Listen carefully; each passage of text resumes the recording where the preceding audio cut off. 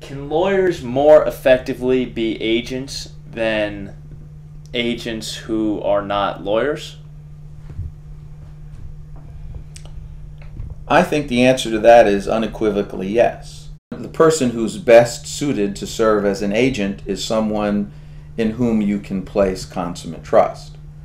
By virtue of the fact that lawyers themselves have obligations to the bar, to their professional status, and are highly regulated as a profession completely outside of the notion of agency, I believe it's easier to place your trust in someone who is an attorney than it is someone who is not. So to that extent, we start out with a positive.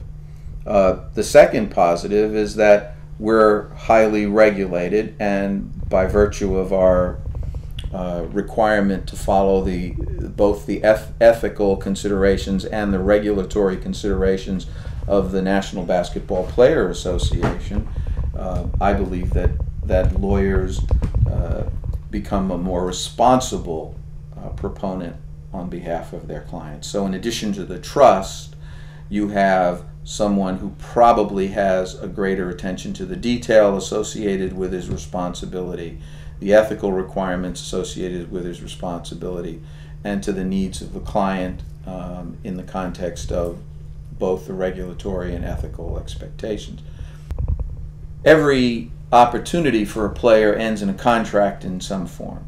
And these contracts are highly formalistic and stylized and vary from country to country only in an immaterial respect. So there's not that much to negotiate, but to the extent that negotiation goes on, a skill set and an understanding of what one might expect is probably going to be better appreciated by someone who's an attorney who will have had a greater experience in negotiating contracts generally. So I believe that even though, as I had mentioned earlier, that the threshold for becoming an agent isn't really that high, Right. The quantum of information that's appropriate and necessary to perform at a high level is very high, and so mere experience doesn't necessarily provide that level. You need more of an education, an appreciation for the significance of a document, to the significance of an issue, even if they appear to be formalistic. And with the development and growth of FIBA as an institution that is monitoring and enforcing the rights of agents and players, the role of a lawyer becomes even more important. What happens when a team fails to pay a player their money when they're overseas? Well, to a certain extent, it depends upon the amount of money that's involved, the country that we're talking about, and the circumstances of the execution and delivery of the contract that relates to the player.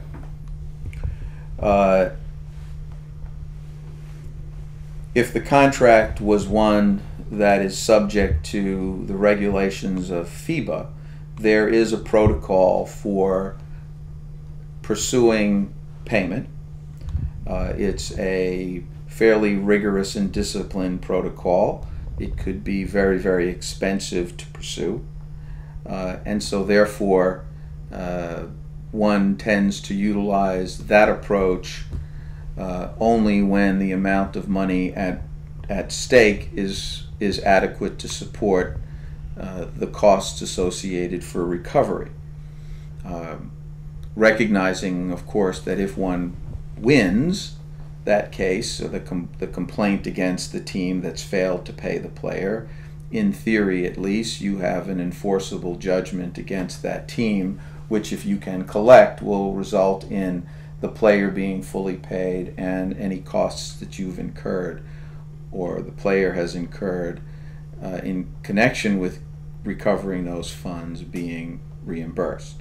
As a practical matter, in any society, collection of money that is owed is a complicated process, takes time, and there is no assurance that it ever really occurs, even if one follows a protocol, but there is a FIBA protocol. Right. If one... Now, just to wrap things up, what are some of the things that players like the most about playing overseas, and some things that they dislike? Well, I think that any basketball player worth his salt first wants to play in the NBA. So simply being overseas, wherever that may be, is not desirable to any player. But players who have reasonable expectations about where their opportunities lie will always enjoy going overseas and playing basketball to not playing at all, or at least they should. So what do they not like? Well, again, that depends upon the country. The more, I guess the best way to describe it is westernize the culture that they're experiencing. That is, the more similar the culture they're experiencing to the one they come from, the more pleasurable they find the experience. And the more alien the culture, the more complicated it is for them to deal with. So I would say the most complicated things for them to deal with is language, or our language, and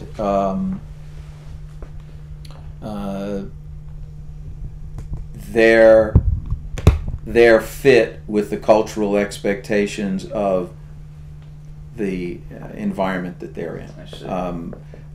Do they fit in? Can they hang out? Can they go to a place with anonymity? Or are they going to be besieged by people? Are they going to be attacked by people for their failure to perform as a basketball player, etc.? And some countries are more likely than others to have so-called fanatical fans. Okay. What are the benefits to having an American agent opposed to working with someone overseas? Since I am an agent who's certified to represent players in the United States, or from the United States, it's going to be an easy call for me to say it's better to engage an American agent for representation overseas.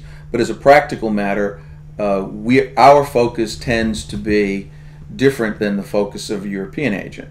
An American agent looks for an opportunity wherever he or she has contacts for his client, more so than a European agent would. A European agent would more likely than not remain focused on his own market. So if you're an American ball player and you want to play basketball overseas, an American agent is going to look at 20 markets. If you engage a European agent, more likely than not, there'll only be a couple of limited markets where that person would be focused on. Not because he or she can't focus on others, but I'd say that the tendency tends to be more likely than not that they will focus on the market that they are most familiar with and act in on a regular basis, because it'll yield the highest return for them. For me, the highest return is simply getting a job. For them, the highest return is getting a job for a player in the market where they work, because they probably can enjoy the entirety of the commission, and they develop a relationship with the club where they've placed the player. For me, a relationship with the club where I place the player is important, but not as important to me as just simply getting the player a job. So I have less divided loyalties as well. So I think that in every instance it's better for an American player to be represented by an America-based agent, but I am sure that there are circumstances where that isn't true, and it really is something that has to be decided on a case-by-case basis by that player. I see. Great. Well, that's HB Woolfok, and we really appreciate your time and letting us sit with you today. You could read more about his company, passinglanesports.com, and that covers everything for now. Thank you for watching.